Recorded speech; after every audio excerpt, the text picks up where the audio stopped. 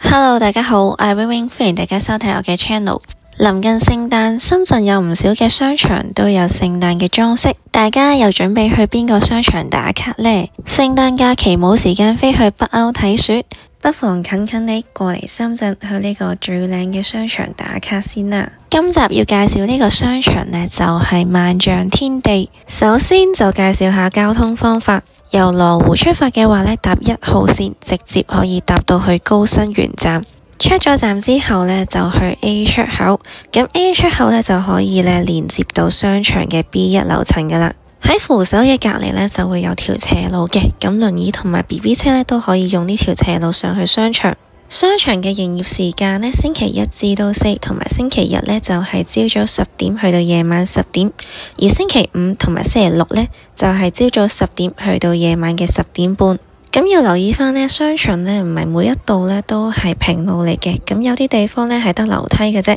而家就等我簡單介紹下萬象天地呢個商場先。商場呢就位於深圳嘅南山區，喺2017年呢就已經開幕噶啦。感覺上呢就係一個高級嘅商場嚟。咁商場呢，無論係一啲嘅鋪頭啦，或者係一啲嘅餐廳呢，個價格呢都係偏貴嘅。喺商場嘅1樓呢，有一個深圳嘅巨人展，不過時間關係啦，今次呢我就冇去到啦。今次主要嚟呢都係想睇聖誕嘅裝飾啫。今年嘅聖誕主題呢，就係 Mixture Wonder Tale 奇遇書局，大家呢可以嚟1樓呢一層，咁出去戶外嘅區域呢，就係呢個嘅展區嚟噶啦。出到嚟呢，會發現呢最搶眼呢最矚目嘅呢，就係20米高嘅聖誕樹。呢棵聖誕樹呢，同平時嘅聖誕樹呢就有啲唔同啦，因為呢，佢係用樹葉砌成嘅，而旁邊呢，就係一大條嘅聖誕大街，咁啊有成150米長，咁側邊呢都企滿晒人噶啦，所以呢，想打卡呢都有啲難度。而喺聖誕樹嘅隔籬呢，就有一個書局，咁呢就係叫做無人書局啊。咁入邊呢就可以企人影相嘅，不過條龍呢都有啲長，所以呢我最後呢都冇影到。重頭戲就嚟啦，大家究竟企喺度等啲咩呢？每日啦指定時間呢都有飄雪啦，同埋燈光 show， 去到6點鐘搭正呢就有飄雪落嚟啦。咁飄雪嘅時間呢，除咗我去嘅當日呢，就即係12月14號啦、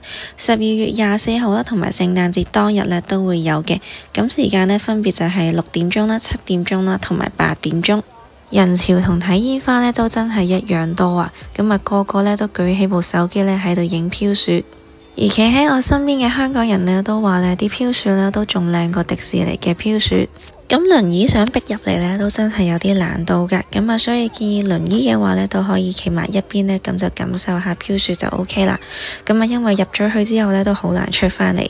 咁如果唔想呢成身呢都俾啲泡沫呢整濕嘅話呢，可以好似呢上面華為呢啲人咁樣呢，企喺上面慢慢觀賞。我逗留咗呢大概15分鐘呢就走啦，咁啊應該呢佢成場呢都係有成30分鐘咁耐嘅。雖然之前呢我都感受過真雪噶啦，咁啊呢啲飄雪嘅效果呢，雖然做出嚟呢同真雪嘅一粒粒呢真係有啲差別嘅，但係勝在呢有氣氛，家長呢都抱起晒啲小朋友呢就喺度玩雪。上嚟打卡嘅朋友呢，就記得呢留意翻飄雪嘅時間啦，同埋日子啦，唔好喺一啲平日呢冇飄雪嘅日子嚟咗啊！除咗書本聖誕樹呢一邊啦，咁啊仲有一棵矮啲嘅聖誕樹嘅，呢邊呢就少啲人喺度影相啦，因為呢棵樹呢都真係比較矮，同埋佢嘅燈飾呢都真係比香港呢冇咁吸引。打完卡入返去商場呢都差唔多6點半鐘，我哋呢就要揾嘢食啦。5樓啦同埋6樓啦都係最多食肆嘅，咁要留意翻呢女廁嘅隔籬呢唔係層層呢都有無障礙洗手間，可能呢要行遠多少少呢先可以揾到無障礙洗手間。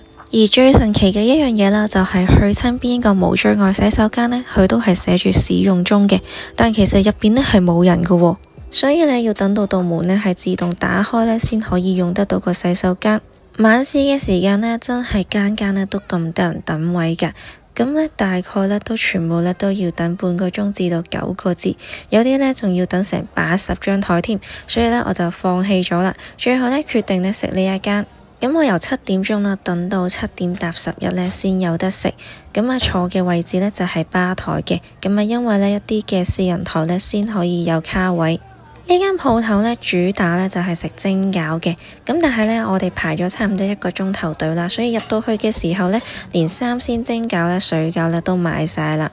咁我哋咧最後咧就點咗呢一碟咧就係粟米蝦仁餃啦，點咗3寸嘅羊肉串，一碟嘅糍粑啦，咁咧就有8粒嘅。咁呢間鋪頭咧就唔需要茶位費嘅，咁但係咧因為都太口渴嘅關係啦，所以咧我哋咧都點咗2支嘢飲。上菜嘅速度咧都好快嘅，咁啊啲師傅咧都不停咧喺度包緊餃子。不過咧諗住問下職員咧會唔會咧等多一陣咧就有3鮮嘅水餃啦或者蒸餃出返呢？職員咧就話啲食材咧已經冇晒啦，所以咧如果喺個 app 入邊咧仲有啲咩菜式咧可以點嘅話咧，嗰啲咧就係剩返嘅菜式啦。所以建議大家咧返去大陸食嘢咧都真係咧要早啲去等位啊，因為咧好似我哋咁樣咧7點鐘咧已經咩都冇得食。商場咧入邊咧仲有一間花廚嘅，我本身咧都好想去試嘅，因為咧喺香港咧花廚嘅價錢咧都真係咧要2倍。可惜嘅係咧花廚咧出邊咧就有1級嘅樓梯，咁輪椅咧就冇辦法可以上到去。喺商場嘅4樓咧就有個溜冰場，喺一般深圳嘅商場咧都真係比較少咧見到有溜冰場嘅存在。食完飯之後咧，我哋咧就回程咧搭翻車咧翻去羅湖啦。而家深圳嘅地鐵咧，無論係大包細包咧，都必須咧要過呢條行李帶嘅。以前嘅話咧，可能咧你攞住手機啦，或者係一個細袋咧，都唔需要過呢個行李帶。而家咧都真係嚴咗好多。喺關口對出咧有一個叫做粵港新天地，咁我哋咧見佢未閂門咧，就行咗入去一圈。呢個商場嘅營業時間咧就係朝早7點去到夜晚11點鐘。雖然11點鐘咧先閂門啦，但係我哋入去嘅時間咧10點半鐘咧，其實咧好多鋪頭咧都已經買晒啲嘢啦，陸續咧係收鋪噶啦。咁地下呢一層呢，就主要咧都係一啲嘅糖水鋪啦，同埋一啲嘅包店嘅鋪頭。咁見到咧佢有一個無障礙洗手間啦，同埋一個嘅家庭洗手間嘅。咁啊家庭洗手間咧入邊咧其實係放咗啲雜物啦，